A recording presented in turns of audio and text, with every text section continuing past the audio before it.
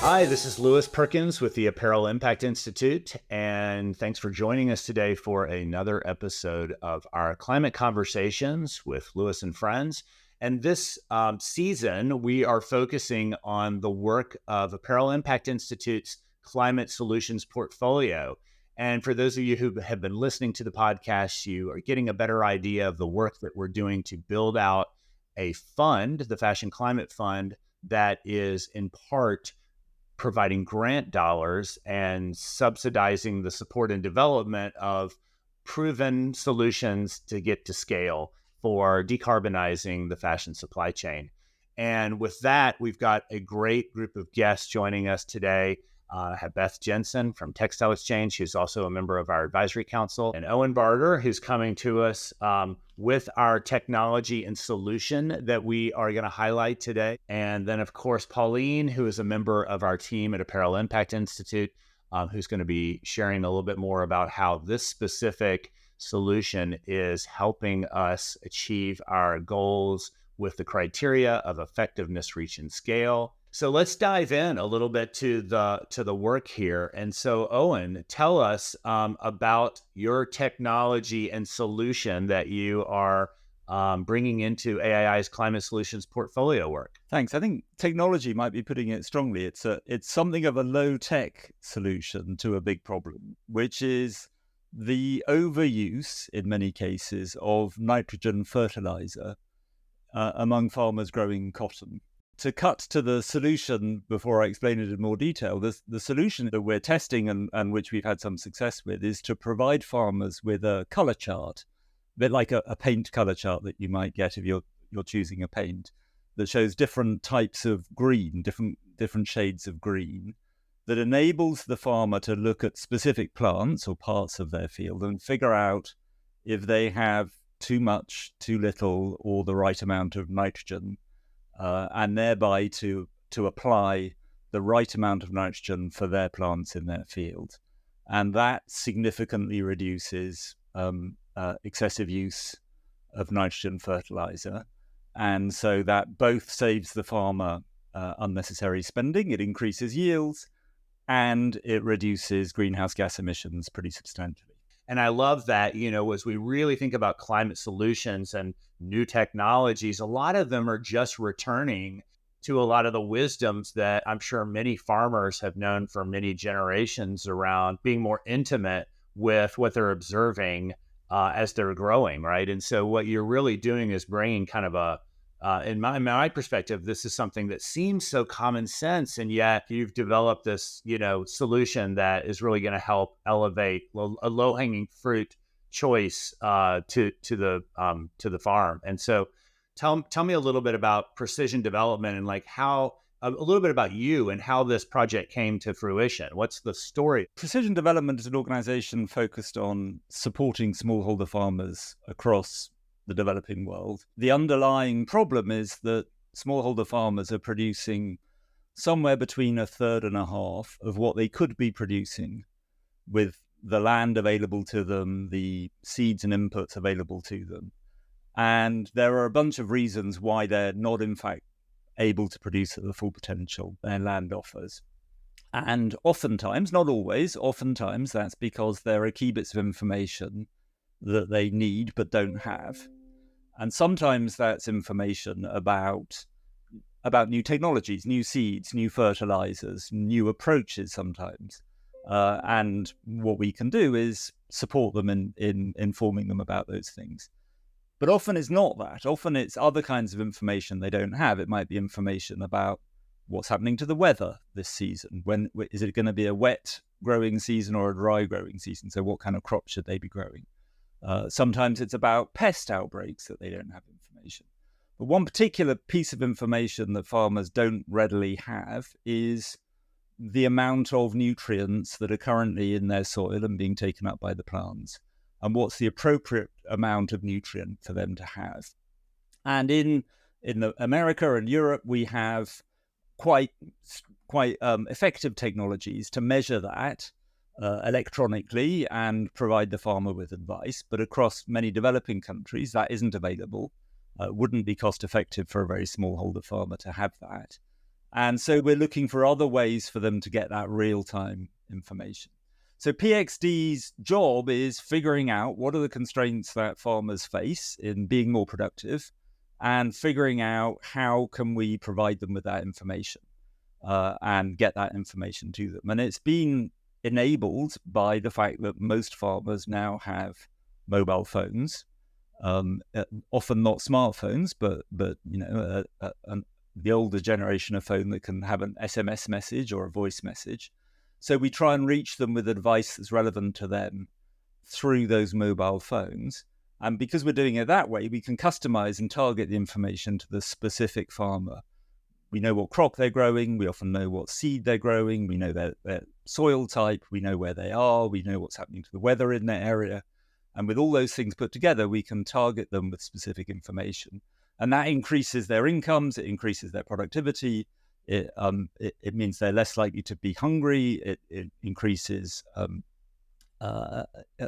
food security in the country. Most of all, it increases their income and so their access to health and education and well-being for them and their families. So we're trying to take to scale very cheap services that enable farmers to be more productive. And it's something that hasn't really been possible for the last 5 or 10 decades, where we've been trying to provide farmers with information because we haven't had that technological ability to reach farmers.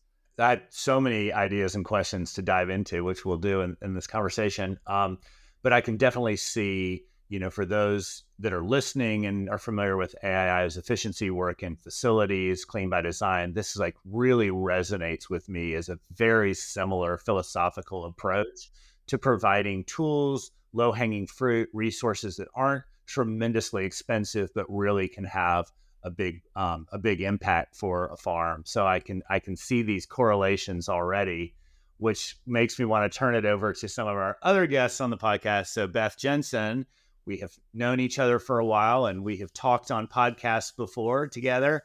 And it's great to have you in this role with us, not only as a strategic collaborator at Textile Exchange, but also bringing that experience and wisdom to our advisory council for the climate solutions portfolio.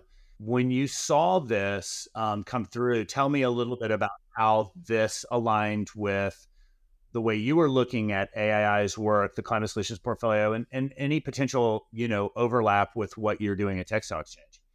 Yeah. So Textile Exchange, we're a global nonprofit working specifically to support the apparel, fashion, textile sector in its use of more sustainable or preferred raw materials and everything that goes along with that. So, a lot of the work we do is at the farm level. And as we look at impact reduction, and particularly greenhouse gas impact reduction at the farm level related to raw materials like cotton, fertilizer production and application, really, we know is one of the most significant sources of greenhouse gas emissions. And so, I think what was so appealing about this project, well, a number of things, but two that come to mind right off the bat is that this solution is really targeting and honing in on one of those largest drivers of GHG impact, and climate impact related to growing cotton. But also what Owen said up front, I think, is what got us particularly excited about this solution in particular is just the simplicity of it. I think, as you said, Louis, I think a lot of times there are so many interesting, really technology heavy solutions coming out, and that's great. And particularly when you're looking at smallholder farmer communities, Owen, as you were saying, maybe they have, the older generation of smartphone. So great. We really have to make sure that we're not placing, some sort of burden on those farmers for, getting trained to use some sort of new technology that's just, not quite fit for purpose for the reality of what they have accessible to them. Beth, I probably should have opened up with just your background, having led, Outdoor Industry Association sustainability efforts for so many years, and then really focusing on sustainable materials when you were at VF Corps. So I think for folks listening, like even predating your textile exchange experience leading Climate Plus and Impact. I'm just curious to know, as you kind of look back at your career within this and you start to see things like this, how that resonates with what you've been trying to build and drive within the industry for so many years, right? Yeah, I mean, and through all of that, we've really been looking at impact. And so from the perspective of the global fashion apparel textile sector, I was working specifically in the outdoor sector of that for a period of time. Where are our greatest impacts, in both climate and now more and more so the other side of that coin being nature related impacts as well. And so, but as we're looking at climate impacts again, there is a lot of data to show that pesticide and fertilizer use is really again one of the largest drivers of greenhouse gas emissions, and therefore one of the most direct ways that we have, one of the most direct sort of levers that we have as an industry for to achieve some of the GHG impact reductions, the greenhouse gas impact reductions that we want to see overall, across the entire. This will take the entire supply chain getting involved to help support these types of efforts. But yeah, so again, that's why, just looking back on my background, that's why I personally am just really excited about this solution as well, is because again, it's just really honing in on one of the things that we know is one of the largest drivers of the impact, and therefore one of the ways that we can reduce impact without getting into a lot of times I think we are looking at solutions related to soil carbon and so forth, and those are also really great things to be exploring. And that's talking about carbon removals versus carbon reductions. And I think there's a lot more sort of uncertainty, I would say, about how to account for that right now. So that's the other thing I would just say, that why this is a really exciting solution to me as well, is it's targeting those climate reductions, those greenhouse gas impact reductions. That's purely from, using less fertilizer or using it in a more targeted way so that you end up using less. Like, great. That's just a super straightforward reduction opportunity for us as an industry. You're teeing it up well for some questions I have for Pauline next, but I'll make a plug to the Carbon Roadmap report that AII and World Resource Institute put out a few years ago, which became this framework that we're all kind of leveraging through the lens of carbon emissions. And Beth, you make up a great point, because when you're talking about raw materials and land use, there are many impacts related to land, water, biodiversity, in addition to CO2 emissions. But if we're looking specifically at CO2 emissions, over 20% of impact is coming from raw materials. And specifically, when we're talking about cotton growing, which comes after synthetics. So in this industry, you have a large percentage of synthetics being used, which have their own carbon emission impact. But when you're looking at the next largest amount of sourced material, you're really talking about cotton. And within that, the use of fertilizer is a major contributor to CO2. So thank you for nailing that for the audience to kind of really hone in on why AI would focus in on this type of technology. Can I just add for the audience's benefit, because I didn't know this, so maybe not everybody knows this. The nitrous oxide that is potentially a byproduct of use of nitrogen fertilizers, particularly if you're using too much, so that ends up in the atmosphere, is about 270 times more potent as a greenhouse gas than carbon. So what's going on here is it's not that it's carbon emissions; it's that it's a different greenhouse gas, which is a much more problematic gas, 270 times more than carbon. Thank you for that clarification, because I should specify. We talk about CO2 equivalents, and that's why then when you look at other types of greenhouse gases like what we're talking about here, yes, that's more precise wording to use is CO2 equivalent. So yes, thank you. We're all learning on the job, even myself included. So I really appreciate that framing as well. So Pauline, with that being said, knowing that AII's focus has really been to establish this criteria of effectiveness, reach, and scale, when you all on the team were reviewing this and putting together the docket for the advisory council to review, this made it to the top of the stack. Tell us why you all felt this one specifically reached the goals of AII's climate solutions portfolio.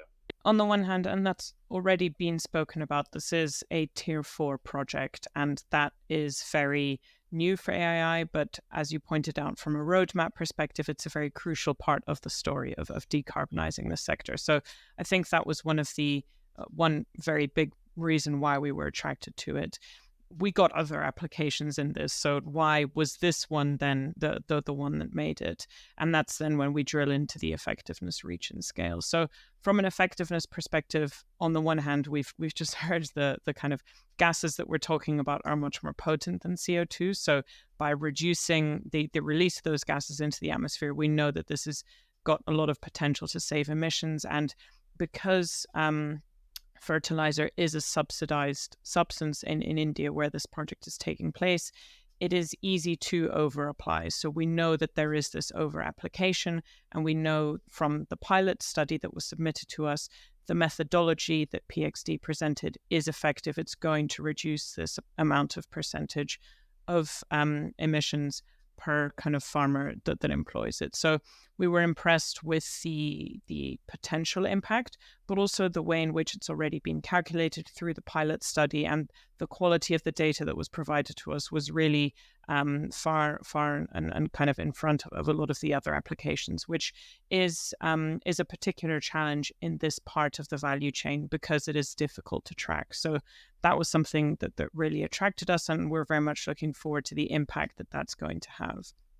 From a reach perspective, most cotton, unless it's organic, of course, uses fertilizer of some sort. So this is first going to look at one state in India, but realistically, this project can be replicated across many different cotton producing regions. Of course, you have to modify the leaf color chart to the kind of natural environment, the local environment in which it's being grown, but there's nothing to say that this project cannot be applied across different regions. So that's, from a reach perspective, really interesting for us. And the scale plans of PxD were in particular what kind of really closed the deal for us, because they're moving from pilot to a model development. So that's what the grant funding is being used for, to take it from a pilot to statewide deployment. So one particular state in India, within the view post-project to kind of leverage it across the whole of India and maybe another cotton producing country as well. So the scale plan was really quite phenomenal because of also how the project is set up. And I'm sure Owen can speak to that in more detail, but the really, stakeholder-led approach, we really valued the way that scale has been thought of, how our funding was going to be used for that. So it really ticked all of the boxes, and we're very excited to kind of be a part of this type of project. So yeah, Owen, tell us a little bit more about, the approach and how you all, are going to be carrying out this program, and then how the grant funding and being included in the CSP helps support your goals. Let me start by saying how delighted we are to have this support, because we wouldn't be able to proceed with this without this funding, and we see this as a huge opportunity, and so we're delighted to be a partner. Let me adopt your effectiveness, reach, and scale. So with effectiveness, we have, as Pauline was saying, conducted a pilot in which we found that we were distributing these leaf color charts in various different ways. And overall, we found that more than half the farmers who were given a leaf color chart by one means or another were using them. And the ones of the people who used them, nitrogen emissions from fertilizer were reduced by more than 60%. That's all of the farmers that used the leaf color charts, which was more than half the farmers. And yields went up by 20%. So you had a 60% reduction in fertilizer and a 20% increase in yields. So across the whole sample, you're seeing a pretty significant increase in farmer incomes. And so one of the reasons that we think this is sustainable and effective is that it's not just good news for the planet because there's less greenhouse gas being emitted, but it's good news for the farmers too. And, if we were trying to get them to do something that was good for the planet but not good for them, well, I wouldn't expect that to work, right? We'd have to figure out some way to persuade them to do that. But what's good about this is that it works for everybody. And it even works for governments, because governments, as we were saying, typically subsidize fertilizer across India and large parts of East and South Asia. That partly does lead to overuse of fertilizer, although it doesn't. I don't think we should think that fertilizer subsidies are a bad idea. It's a good way of increasing farmers' yields and profits and increasing food security, but it does lead to overuse of fertilizer. And obviously, governments don't want to be providing subsidies for fertilizer that is doing harm to both the planet and to the farmers that are using it. So this is an excellent tool from their point of view, because it should reduce the cost of their subsidy programs. So this, from an effectiveness point of view, has the potential to, we've seen in the pilot, and we borrowed this from rice. The Rice Research Institute had developed leaf color charts for reducing overuse of fertilizer in rice production. So applying this to cotton in Gujarat, which is where we ran the pilot, is really just deploying a similar technology that has been shown to work in rice. And it might well work, incidentally, when we come to think about reach and scale across multiple other crops and circumstances, right? I mean, providing some sort of site-specific nutrient information. So from a reach point of view, this feels like it's incredibly powerful and capable of being scaled. There's a huge opportunity to, as Pauline was saying, begin small, figure out what are the best ways to get these leaf color charts to farmers in a way that they can use. Make sure that they're working right, make sure that they're calibrated right. One of the things on which there's not enough information is the extent to which the chart needs to vary according to the particular plant or the particular environment. So far it seems to be okay, and we haven't needed to change the color charts. But you also need to solve problems like making sure that if you're printing these at scale, the right color green is getting printed on the chart and it doesn't fade in the sunlight, or you don't end up giving people bad advice. So there are still things that we need to make sure are going to work as we take it to scale. And in doing that, we also need to test what's the best, cheapest, and most effective way to distribute these color charts and get them used and get people. But all these are essentially solved problems, right? This is not. This is a pretty simple technology that we can reach, and then we need to figure out the way to mass produce these charts at the cheapest possible cost. And because our mission is supporting smallholder farmers, we're not trying to corner the market in leaf color charts or build a proprietary system for doing this. What we're trying to do is partner with governments, with private sector organizations, with anybody who wants to do this, and figure out how they can distribute these leaf color charts to more people. So it's really a process of we see enormous scale. There's going to be huge demand for this. There's no question. It's in everybody's interests. And so for us, it's a question of figuring out how we make sure that they're as effective as they can be, they're as cheap as they can be, and partnering with people who want to do that. But we anticipate that governments will be hugely interested in distributing something that reduces the amount of fertilizer subsidy they have to give, right? That's the obvious partner to support this at massive scale. And so specifically, the grant funding is going to be used to develop and deploy the charts and help with that distribution for more reach. Is that correct? That's correct. And what I love also is, the emphasis on the relationship to the supplier, in this case, the farmer, is really so critical. And I think one of the things that AII, and I know Beth, from your perspective as well too, is really looking at is that the supplier, for all of this climate work, the suppliers are the heroes. They're the ones that are really taking on the initiative, that are really helping the industry achieve this work. And so I love that the focus of this work is to really put money back into their pockets to help create resilience, longevity of their businesses. Like, to me, that's what gets really exciting about this, because so often we can get kind of lost in our academic approach to all this work.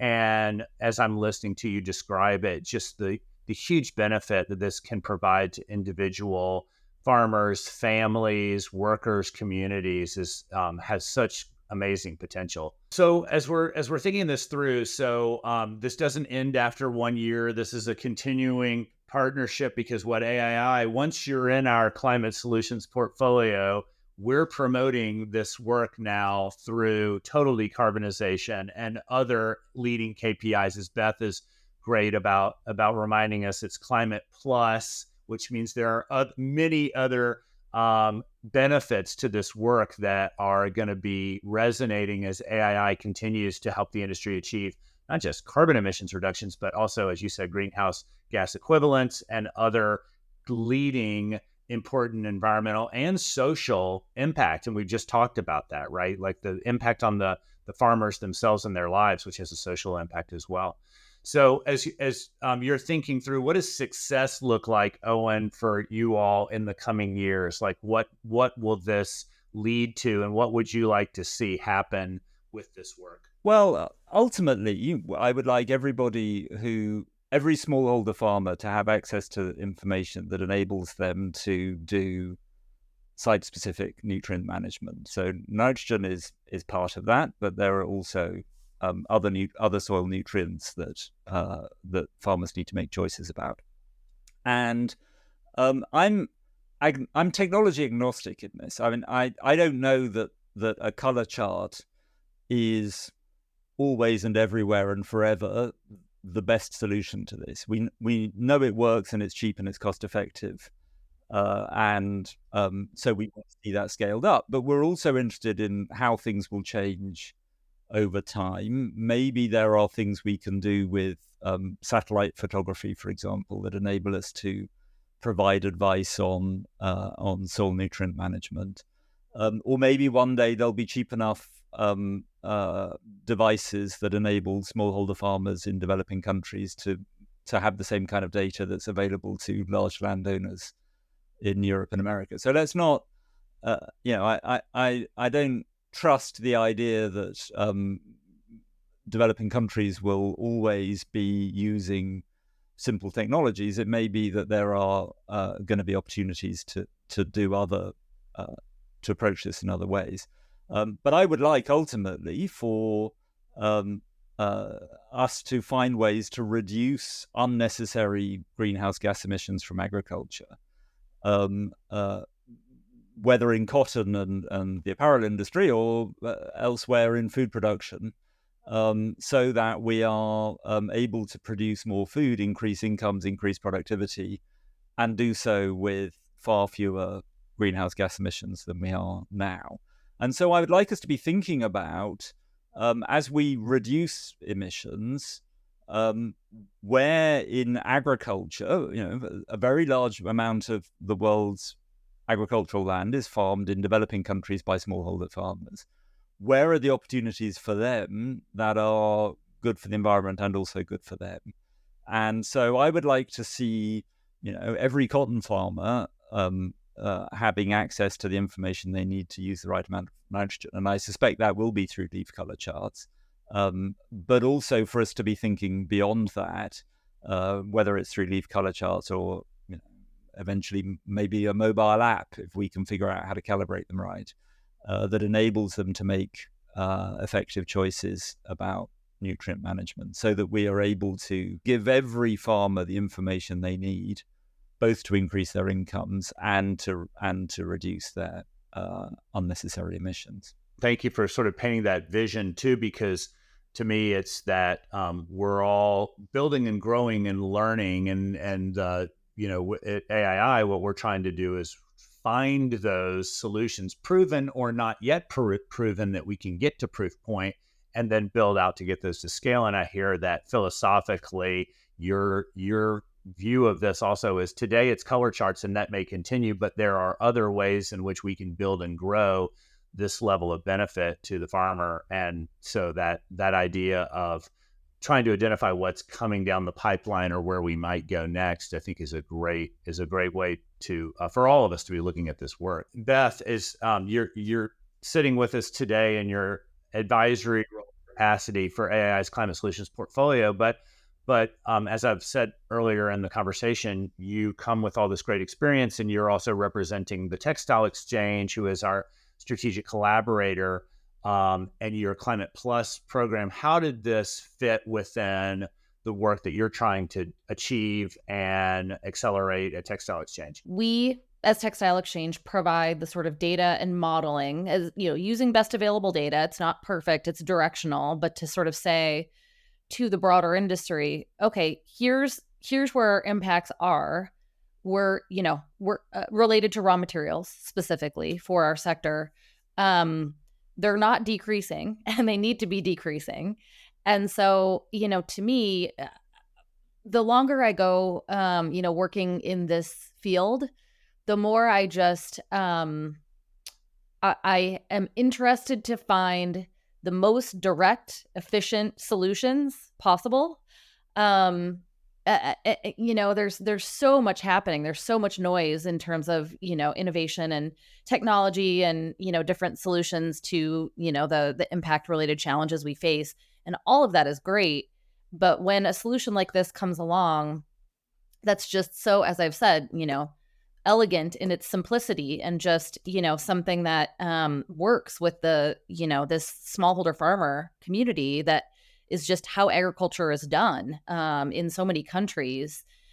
And that presents a whole other set of challenges, right? In terms of being able to, how do you scale something to a whole bunch of, small farmers versus, looking at the big farms that have, lots of acreage or whatever. And so anyway, again, I'll just say it's simple. It's targeting exactly the right,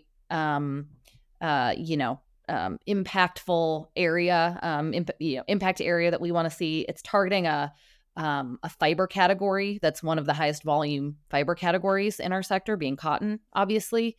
And so it just really checks all these boxes from our perspective. And then the other thing that I just love about this is it's, as we've been saying, it's sort of a win-win-win. There might be even another win in there. It's a win for the farmers, as you're saying, first and foremost. It has to make their lives better. It has to make them, put money back in their pockets, all of those things. Has to, make their farms and their communities more resilient, all of those things, first and foremost. But could be a win for governments as well, as we're saying, and could, obviously a potential win for the broader industry in terms of impact reduction. Well, Owen, this is making me think. I want to come back in a year or less, or maybe a year and a half, with you and a farmer. We should get back on in a conversation about how this is working, or a partner you identify, within a local country or government, or let's continue this conversation, because this is the, not necessarily your beginning, but it's our beginning with you.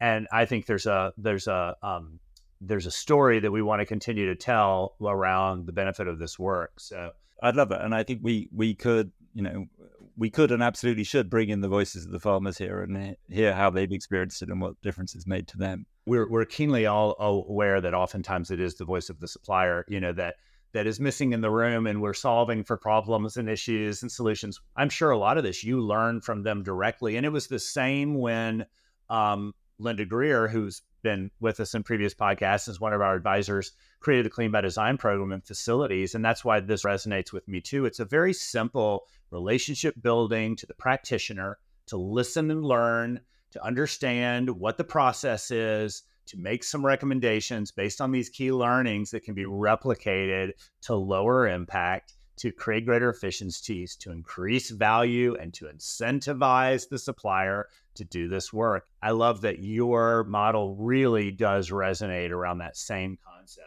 Pauline, just to kind of like turn the conversation a little bit on it while we still have Owen here, and we've identified that this is really kind of a superstar solution we were excited about.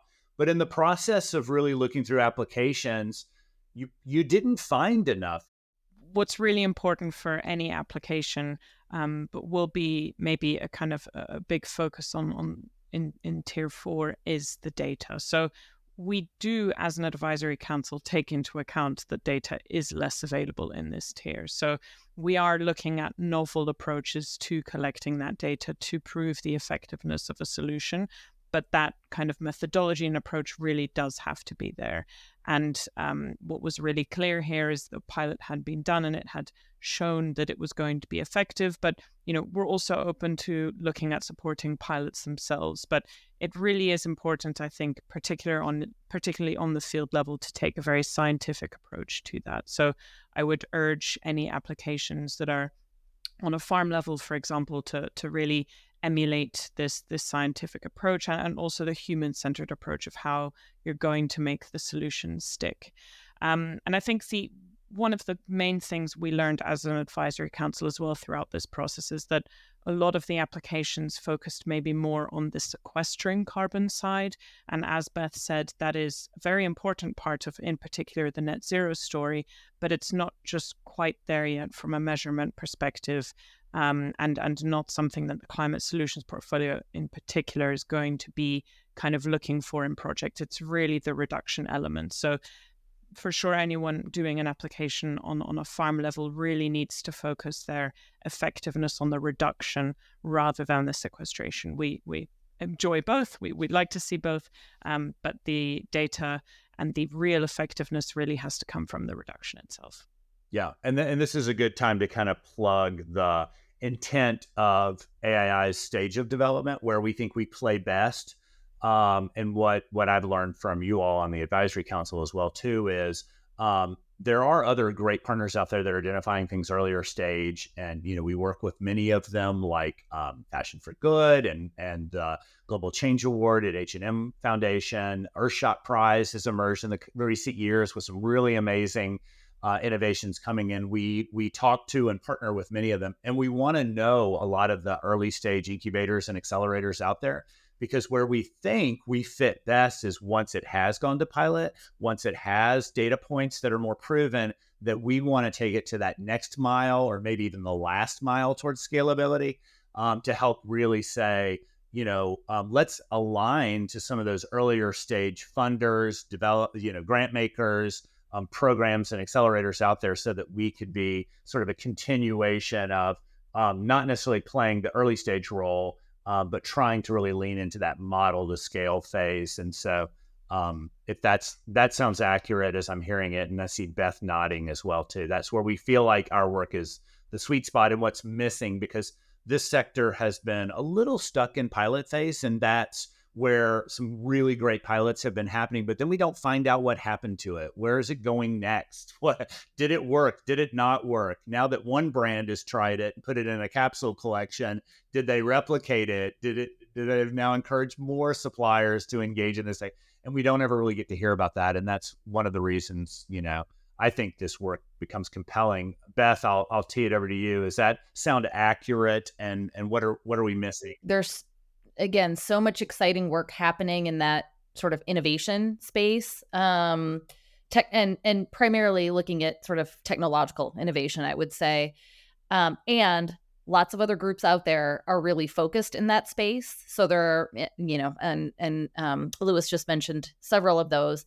And the other thing about that space, I would say, is that we know that, even investments today and even quite aggressive investments today in some of those early stage technological innovations are not going to be coming online by 2030, which is, really when we have set this our initial set of goals as an industry, basically, whether it's within raw materials specifically or within the rest of the supply chain. For an example, Textile Exchange has a 45% greenhouse gas emissions reduction target by 2030. So we need to aggressively go after those solutions that will provide those reductions. And so that's where we really want to be focused for the purposes of this fund. Any other call to action, Beth, for the listeners?